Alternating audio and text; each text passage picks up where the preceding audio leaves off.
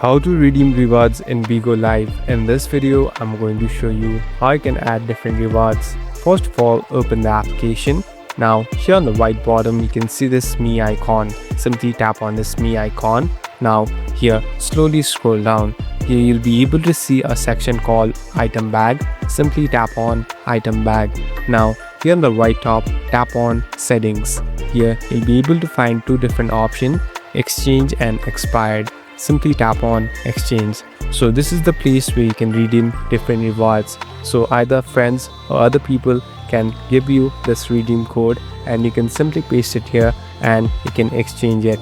So here you'll be able to find different gifts and different coins too. So use it wisely. Thank you for watching this video. I hope this video will help you.